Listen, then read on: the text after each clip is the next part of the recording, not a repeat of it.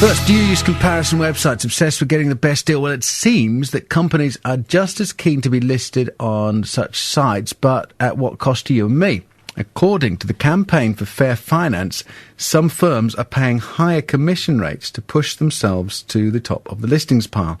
It has led to the Archbishop of Canterbury, Justin Welby, to condemn comparison websites that don't offer customers the best and fairest deals, and has even called for rogue websites to be named and shamed. Dr. Roger Gewolb launched the Fair Loans comparison website fairmoney.com earlier this year. Good afternoon. Good afternoon, Andrew. Is this a big problem then? Well, I think it's a growing problem, but I think more it's a question of fairness rather breaking out all over the place. The Archbishop certainly set things in motion a couple of years ago. Prince Charles has been at it with his accounting sustainability, that accountants and companies should report not just on profits, but what the three Ps, people, planet, profit. What are we doing to people? What are we doing to the environment? Just as important as profits, the Prince says.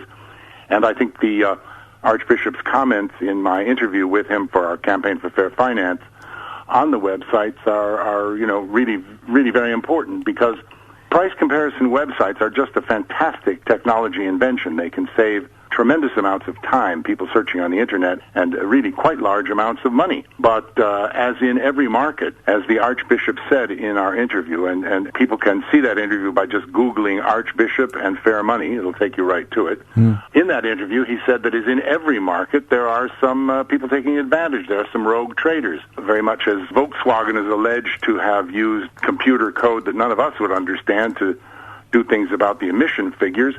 Some of these websites use their code to jig the rankings in a way that put people first who perhaps shouldn't be there because they're not the best or fairest deals. So how do you make sure the key to this is, as a customer, whichever comparison website we're using, how do we make sure we're getting the best deal? How do we know that? Well, the best thing is to look for telltale signs.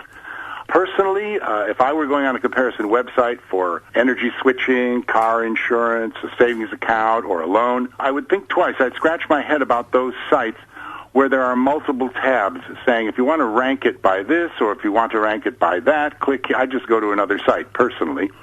And a real telltale sign, for example, in the loans business is where you see a loan from XYZ at 18%, and then you see three below it, a loan from ABC at 9%. I mean, you've got to scratch your head and wonder how that happened.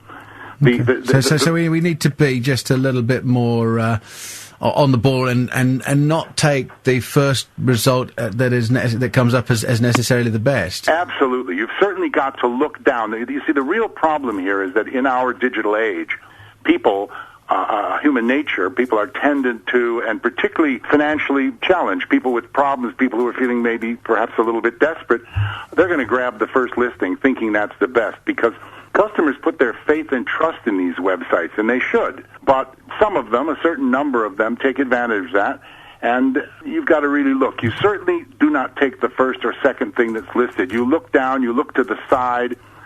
Another thing to bear in mind is with Google, for example, distinguish between paid advertisements and unpaid. Yeah, that's quite straight. That's more straightforward, I think, depending on where they are, and certainly on the right hand side. And top three and right hand, Andrew. Yeah, and at least Google have now started labeling them as adverts. Yeah, and that gives us a clue as to why they might be there. That doesn't mean they're bad. Just because somebody pays for the publicity doesn't mean.